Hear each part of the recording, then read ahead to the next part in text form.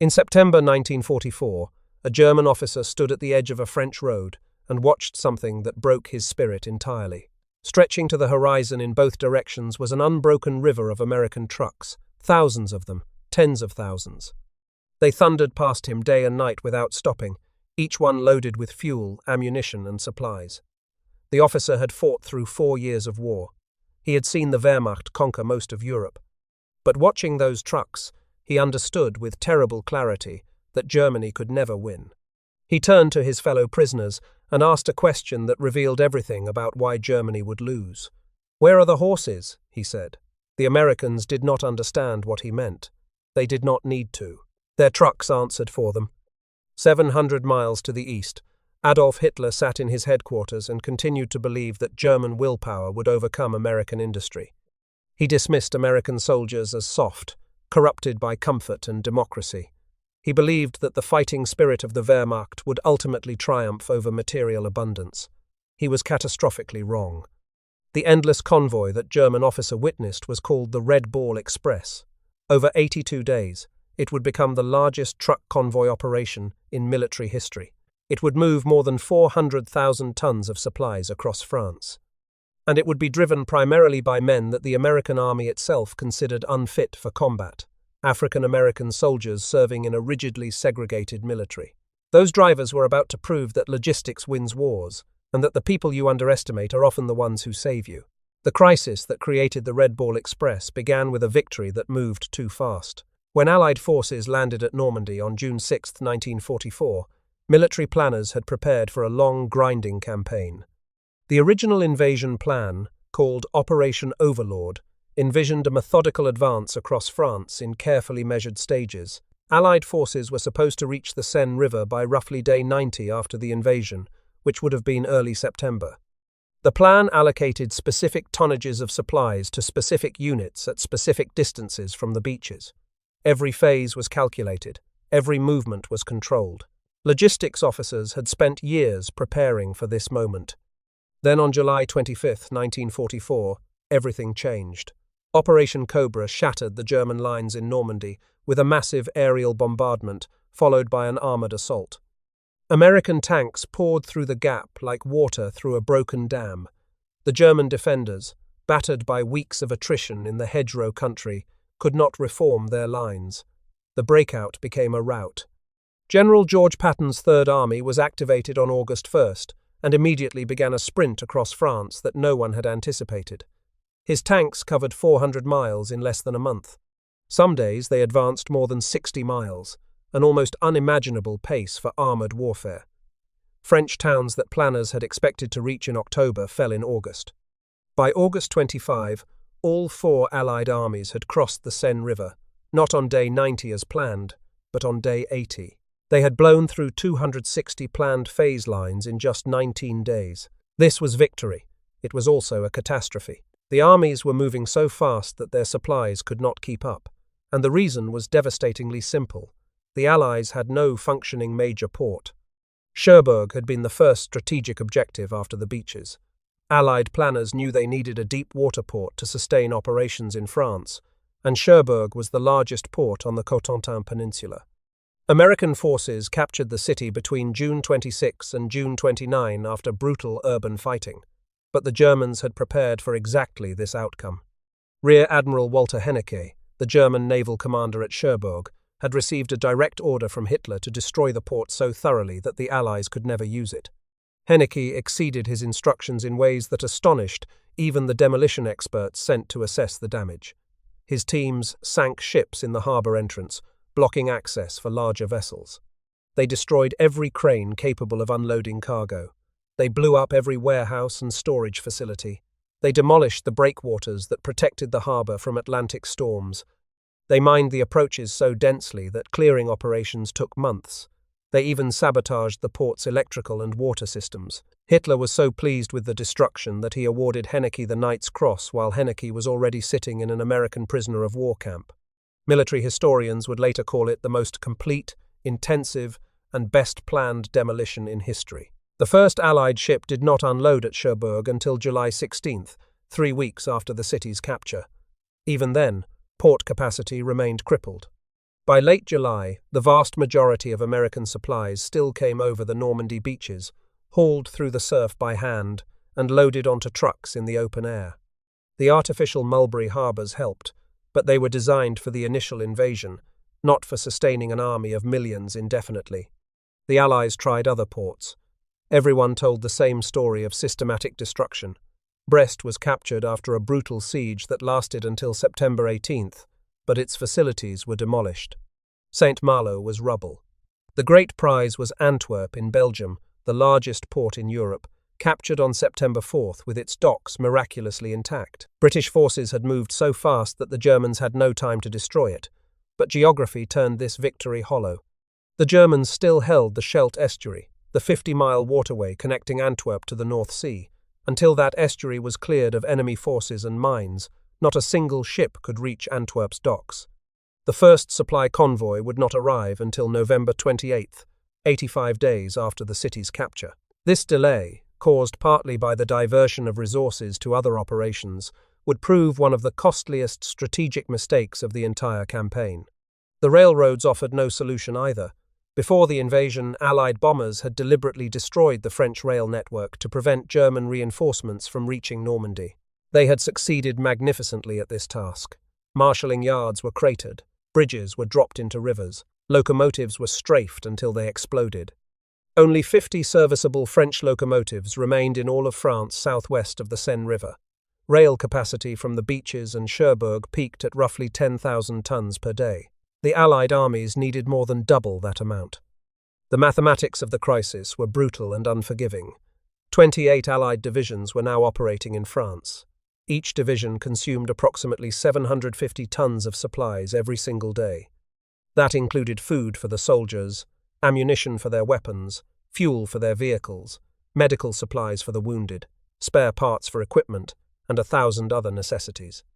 Just to maintain basic operations, the Allies needed to move more than 20,000 tons of material daily from the beaches to the rapidly advancing front. The fuel consumption was particularly staggering. A Sherman tank burned 1 to 2 gallons of gasoline per mile depending on terrain. Patton's Third Army alone operated hundreds of tanks, thousands of trucks, and countless jeeps and other vehicles. The First and Third Armies together burned through 800,000 gallons of gasoline every 24 hours. And by late August, the frontline troops stood more than 500 miles from the Normandy supply depots. Patton's tanks began running out of fuel, not from enemy action but from simple distance. His spearheads would capture a French town, report their position, and then sit motionless for days waiting for gasoline that never came. Crews watched helplessly as their fuel gauges dropped toward empty. The greatest armored force in American history was grinding to a halt, not because the Germans had stopped it, but because it had outrun its own supply line. Officers calculated that the advance was consuming supplies faster than any transportation system could deliver them. On the night of August 23, 1944, a group of officers gathered at Communications Zone headquarters for an emergency session that would last 36 hours. They knew that if supplies did not reach the front within days, the Allied advance would collapse entirely.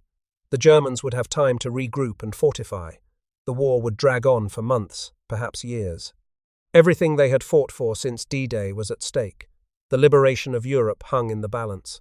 The principal architects of what emerged from that session were Lieutenant Colonel Lorin Ayres and Major Gordon Gravel. Ayres was a 34-year-old transportation officer whose intensity earned him the nickname Little Patton from his men. Working through the night, these officers designed something unprecedented in military history. They called it the Red Ball Express. The name came from American railroad terminology. Since the 1890s, the Atchison, Topeka, and Santa Fe Railroad had used red balls to mark priority express freight. Trains and tracks were cleared for any shipment marked with a red ball. Every other train pulled aside to let red ball freight pass. The Army officers adapted this concept to highways. They would designate specific roads for exclusive military use. One route would carry loaded trucks east toward the front. A parallel route would return empty trucks west for more supplies. Both routes would be closed to all civilian traffic and to any military vehicle not bearing a red ball marker. Every truck would carry a painted red disc at least 6 inches in diameter. Large, rectangular signs with red balls would line the highways. The 793rd Military Police Battalion would staff intersections around the clock to enforce the routes. Their commanding officer, Brigadier General Ewart Plank, approved the plan with words that captured the urgency of the moment. "Let it never be said," he declared, "that a lack of supplies stopped Patton when the Germans could not."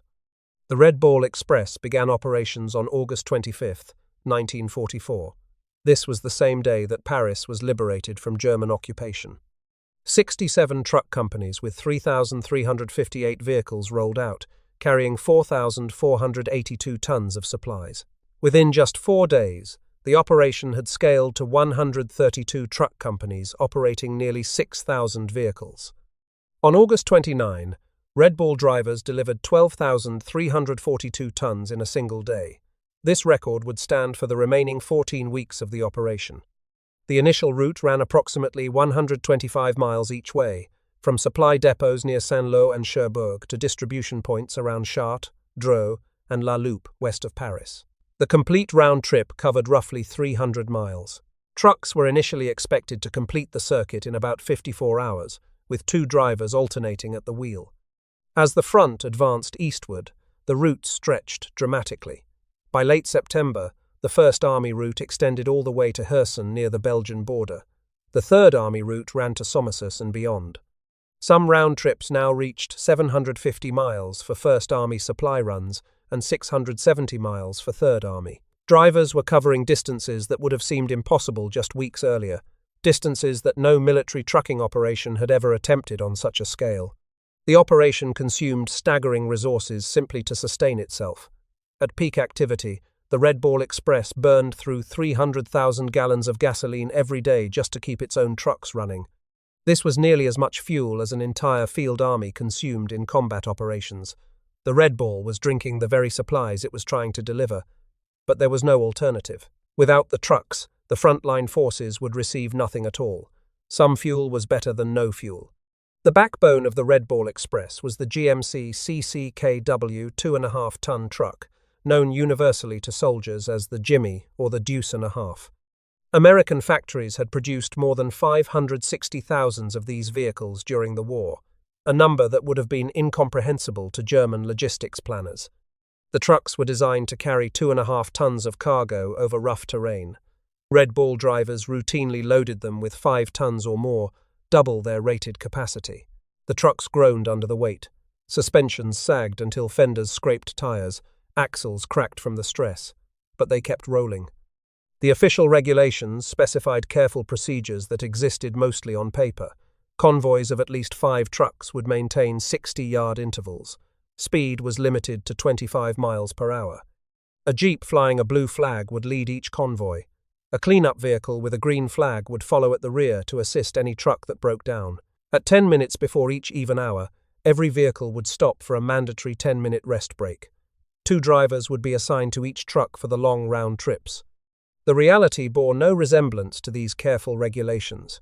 Drivers and mechanics removed the governors that limited engine speed to 56 miles per hour. Trucks commonly raced at 60 to 70 miles per hour on narrow French country roads never designed for such traffic. They drove through the night under blackout conditions, using dim cat-eye headlights that cast a hypnotic glow just a few feet ahead of the vehicle. The intervals between trucks shrank to almost nothing as exhausted drivers struggled to keep the truck ahead in sight.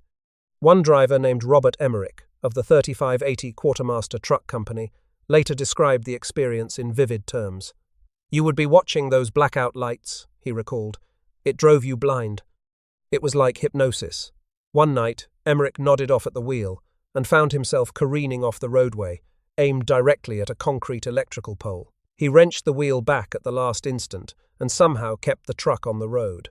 Driver fatigue was the deadliest enemy on the Red Ball Express, more dangerous than German aircraft or mines or mechanical failure. Men sometimes drove 20 hours or more without rest. When supply emergencies demanded it, they pushed even further. When a truck drifted out of formation, it usually meant the driver had passed out from exhaustion. The bump of a truck's front bumper tapping the vehicle ahead became the standard signal that the convoy was moving again after a rest stop.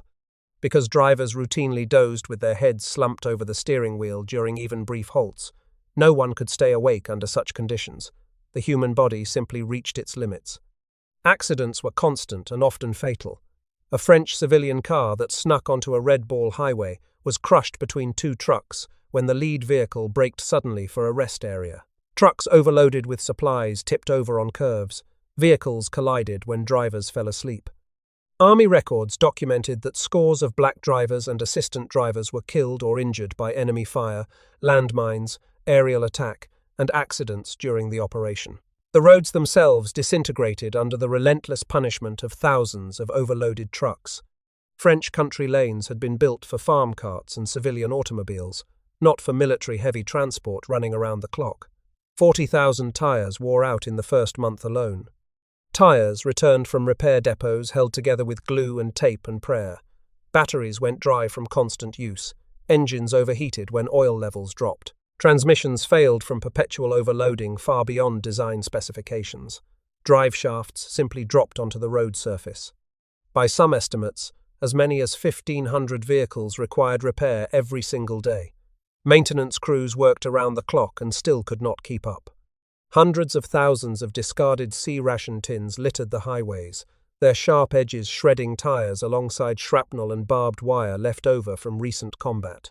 The men who drove these trucks faced all of this, and they faced something more.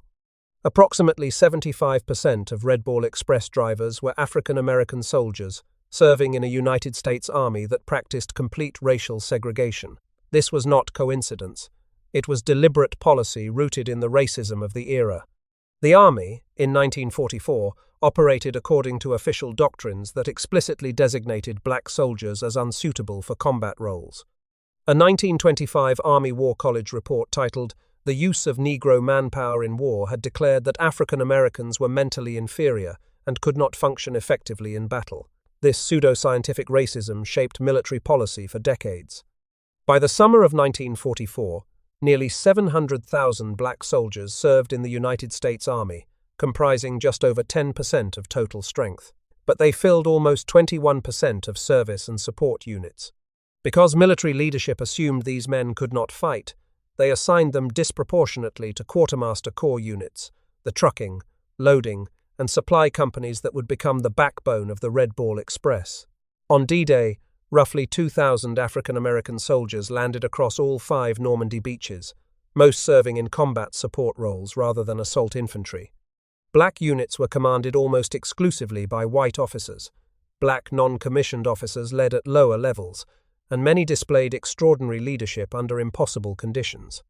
First Sergeant Levada Hall of the 3715 Quartermaster Truck Company saw his unit repeatedly sent into suspected enemy territory ahead of white units, essentially used as guinea pigs to draw fire and reveal German positions. His grandson later explained that this happened because the lives of black soldiers were not considered as important as white lives by the military hierarchy. The discrimination extended to every aspect of daily existence. One veteran remembered a confrontation on the highway when a black trucking unit tried to pass a white convoy that was moving too slowly. The white drivers deliberately whiplashed their trucks and trailers into the center of the roadway to prevent the African American drivers from getting by. Even in the middle of a desperate supply crisis, with the fate of the Allied advance hanging in the balance, white soldiers would rather delay critical deliveries than allow black soldiers to pass them. The cruelest irony of the segregated army revealed itself at fuel depots and supply points where German prisoners of war worked alongside American soldiers. Black veterans watched in bitter amazement as their white countrymen treated Nazi prisoners infinitely better than they treated their fellow black troops. German prisoners ate in the same dining facilities as white Americans. They attended the same movie screenings in the same theaters. Meanwhile, black soldiers who were risking their lives to deliver fuel to the front were relegated to separate and inferior accommodations, forced to eat in different mess halls and sleep in different quarters. Some of those German prisoners engaged in deliberate sabotage, pouring water into gasoline cans destined for the Red Ball trucks. This contaminated fuel disabled vehicles and endangered drivers.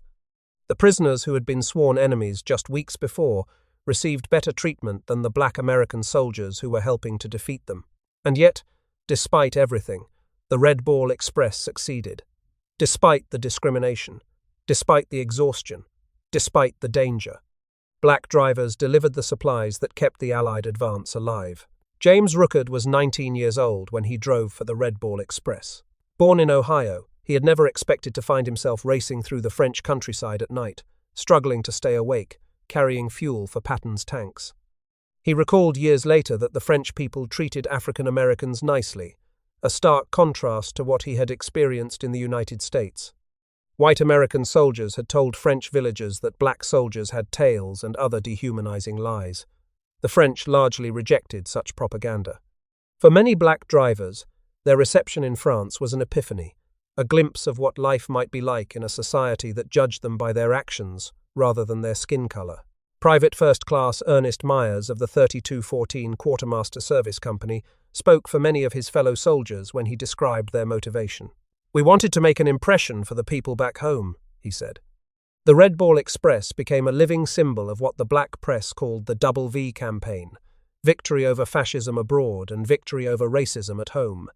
General Dwight Eisenhower himself recognized what these men accomplished. In October 1944, he wrote personally to Red Ball Express personnel. "To you drivers and mechanics and your officers," he said, "I wish to express my deep appreciation. You are doing an excellent job." A tank driver from the 5th Armored Division offered more visceral testimony about what the Red Ball meant to combat troops. "If it was not for the Red Ball, we could not have moved," he said. They all were black drivers, and they delivered in the heat of combat. We would be in our tanks praying for them to come up. The desperation of the supply crisis produced chaos and improvisation behind the lines. Frontline units sometimes sent raiding parties back along the supply routes to commandeer Red Ball trucks before they reached official depots. Lieutenant Charles Stevenson of the 3858 Quartermaster Gas Supply Company recalled being stopped by a colonel whose unit needed fuel immediately.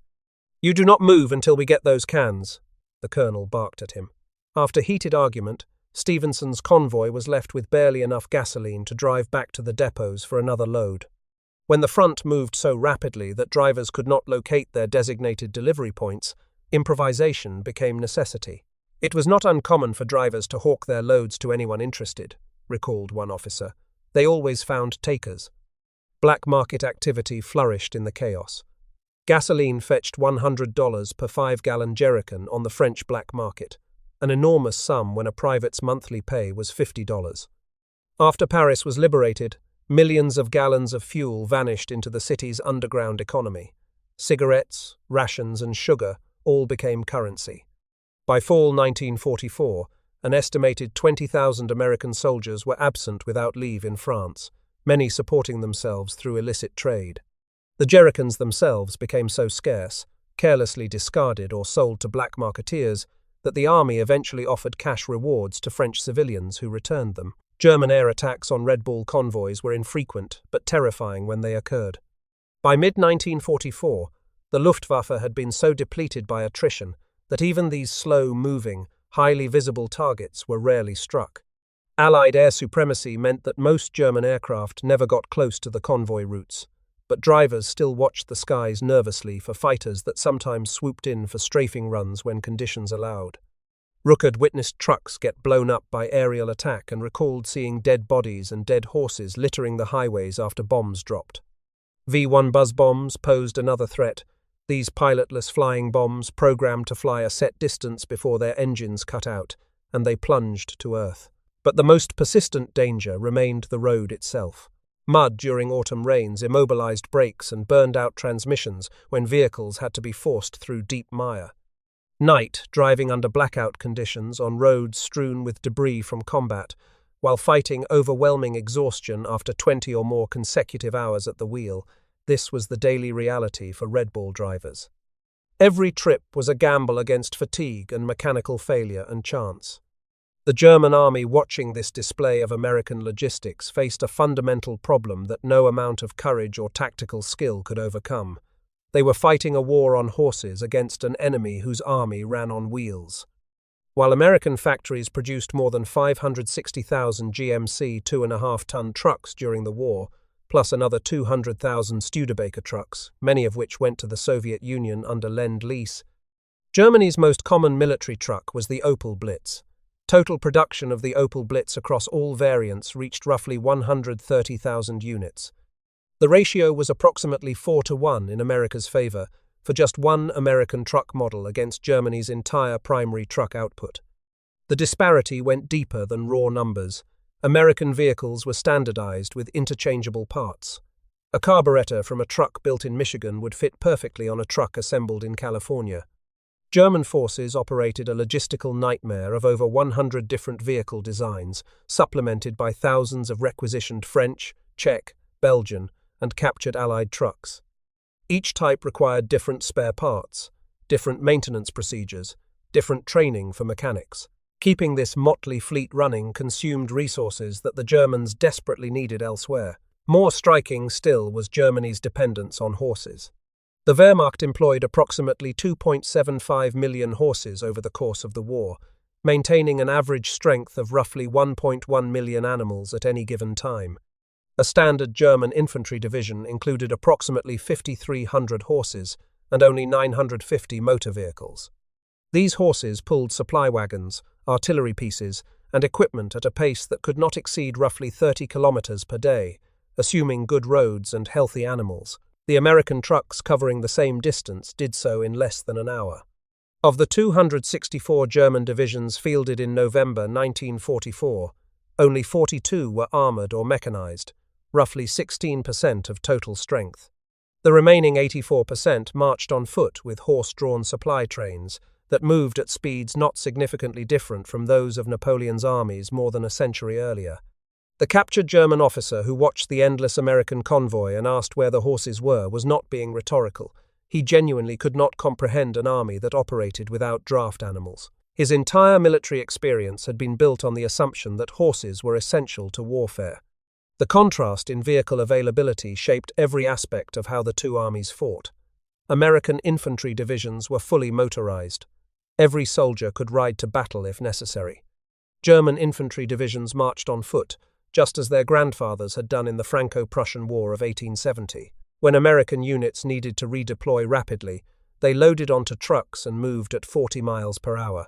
When German units needed to redeploy, they walked at 3 miles per hour, arriving days later and exhausted.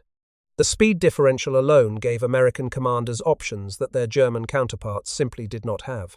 Germany's fuel crisis made the logistics mismatch even more catastrophic. The United States produced approximately 3.7 million barrels of oil per day in 1940, roughly 63% of total world output. American oil fields in Texas, Oklahoma, and California pumped crude around the clock. Refineries turned that crude into high-octane aviation gasoline, diesel fuel, and motor oil in quantities that staggered the imagination. America had more oil than it knew what to do with. Germany had virtually no domestic petroleum reserves. It depended on synthetic fuel plants that converted coal to gasoline through expensive industrial processes and on imports from Romanian oil fields at Ploiesti. Beginning in May 1944, Allied bombers systematically targeted the synthetic fuel plants in what became known as the Oil Campaign. The results were devastating. German synthetic fuel production, which had averaged 92,000 barrels per day before the bombing campaign, crashed to just 5,000 barrels per day by September, a collapse exceeding 90% in barely 4 months. The Luftwaffe was soon operating on roughly 10% of the minimum fuel it needed for training and operations. Hours for training new pilots were slashed by more than half. New pilots were being sent into combat with dangerously little experience because there was no fuel to train them properly. Tiger and Panther tanks, the most powerful armored vehicles in the world, sat idle in motor pools for lack of gasoline. During the Battle of the Bulge in December 1944, a German armored unit came within 1,000 feet of a massive American fuel dump at Stavelot, Belgium. The dump contained enough fuel to power the entire German offensive. But the attackers either failed to recognize what they had found or could not secure it before American forces destroyed the supplies, rather than let them fall into enemy hands. The incident illustrated the fundamental asymmetry of the war. Even when German forces achieved tactical surprise, they lacked the fuel to fully exploit their gains. The Americans could lose supplies and replace them within days from their seemingly infinite stockpiles. The Germans had nothing in reserve. Field Marshal Erwin Rommel had understood this reality earlier than most of his colleagues. In his papers, He wrote that the first essential condition for an army to stand the strain of battle is an adequate stock of weapons, petrol, and ammunition. In fact, Rommel concluded, the battle is fought and decided by the quartermasters before the shooting begins. On the prospect of fighting the Allies in France, Rommel was even blunter. Anyone who has to fight, even with the most modern weapons, against an enemy in complete command of the air, fights like a savage against modern European troops, under the same handicaps and with the same chances of success. Field Marshal Gerd von Rundstedt, the senior German commander in the West, grasped the situation with equal clarity. When Berlin headquarters demanded to know what should be done about the deteriorating military situation in Normandy, Rundstedt reportedly provided the shortest and most accurate strategic assessment of the entire war. "Make peace," he told them, "you fools." He was relieved of command the following day as the situation in Normandy continued to deteriorate. The Red Ball Express sustained the Allied advance across France at a pace that exceeded every pre-war planning assumption. Military planners had estimated that logistics could support no more than 12 divisions operating beyond the Seine River. By mid-September, 16 divisions were fighting there. General Patton himself acknowledged what made this possible. "My men can eat their belts," he declared to his staff, "but my tanks have to have gas." The Red Ball provided that gas, along with the ammunition and food and everything else an army needs to fight. But even the extraordinary efforts of the Red Ball could not deliver quite enough. By mid-September, in 1944, the supply crisis forced a pause in the Allied advance. This shortage directly shaped the war's most consequential strategic debates. General Eisenhower chose a broad front advance rather than a concentrated single thrust toward Berlin, arguing that logistics simply could not sustain a narrow spear 500 miles deep into Germany with only a thin supply line behind it. Field Marshal Bernard Montgomery proposed an alternative. He wanted a massive airborne operation called Market Garden that would seize bridges across the Rhine River in the Netherlands and open a route into Germany's industrial heartland. The operation, launched on September 17th, diverted 500 tons of supplies daily that might otherwise have gone to Patton's Third Army. The Red Lion Express, a sister operation to the Red Ball, ran from Bayeux to Brussels, specifically to support Montgomery's forces. Market Garden ended in catastrophic failure at Arnhem, the famous bridge too far, but the operation's consequences extended beyond the immediate military defeat. Montgomery's fixation on the airborne assault had delayed clearing the Scheldt estuary that blocked access to Antwerp. Every day that Antwerp remained closed was another day the Allies depended on the overextended Red Ball system. British Prime Minister Winston Churchill later admitted that clearing the Scheldt had been delayed for the sake of Arnhem. The Red Ball Express officially ended operations on November 16, 1944, 82 days after it began. By that point, repaired railroads, the long-delayed opening of Antwerp, and newly constructed fuel pipelines finally provided alternative supply routes capable of feeding the massive Allied forces. But the organizational model that the Red Ball created lived on throughout the final months of the war. It spawned a family of named express routes.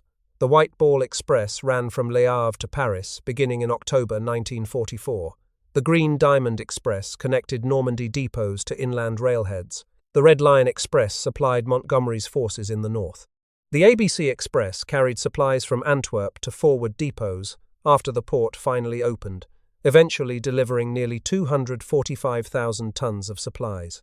The XYZ Express carried materials across Germany itself in the war's final weeks as Allied forces closed in on Berlin. The logistics, infrastructure, and institutional knowledge built during those 82 days directly enabled the Allied response when Germany launched its final major offensive. In December 1944, German forces attacked through the Ardennes forest in what became known as the Battle of the Bulge. They achieved complete tactical surprise and created a dangerous salient in American lines. The garrison at Bastogne was surrounded and cut off. Patton responded with one of the most remarkable maneuvers in military history. He pivoted his entire Third Army 90 degrees from its eastward advance and drove north through brutal winter conditions to relieve Bastogne. The movement covered more than 100 miles and involved hundreds of thousands of soldiers with all their equipment. This maneuver, executed in just a few days, would have been absolutely impossible without the supply systems and organizational expertise that the Red Ball Express had created. The logistics officers knew how to move massive quantities of supplies quickly because they had been doing exactly that for months. The statistics of the Red Ball Express tell a story of achievement that defies easy comprehension. Over 82 days of continuous operation, roughly 23,000 drivers and support personnel delivered 412,193 tons of supplies. They operated as many as 6,000 vehicles simultaneously at peak activity. They wore out 40,000 tires in the first month alone, and they accomplished all of this while facing systematic discrimination from the very army they were saving. Colonel John S. D. Eisenhower, son of the Supreme Commander and himself a military historian, later wrote that the spectacular nature of the advance was due in as great a measure to the men who drove the Red Ball trucks as to those who drove the tanks. Time magazine captured the broader significance when it described the operation as part of what it called the miracle of supply, begotten of a people accustomed to great spaces, to transcontinental railways, to nationwide trucking chains, to endless roads and millions of automobiles. For decades after the war ended, the Red Ball Express was largely forgotten by the American public. The hundreds of films made about the Second World War rarely mentioned it.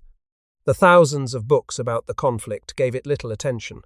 The soldiers who had driven the trucks returned to civilian life and rarely spoke of their service. The story did not fit neatly into conventional narratives of military heroism that emphasized combat and killing. A 1952 film titled Red Ball Express, directed by Bud Boetticher and starring Jeff Chandler, was the only Hollywood treatment the story ever received. Sidney Poitier appeared in a supporting role, one of his early screen appearances, but the film grossly distorted the reality it claimed to portray. White actors dominated a story about an operation that was predominantly black. The Department of Defense, which cooperated in the film's production, insisted that the movie emphasize what officials called the positive angle regarding race relations in the army. Boetticher himself later admitted the truth. "The army would not let us tell the truth about the black troops," the director said, "because the government figured they were expendable. Black drivers returned home from the war to the same segregation they had left.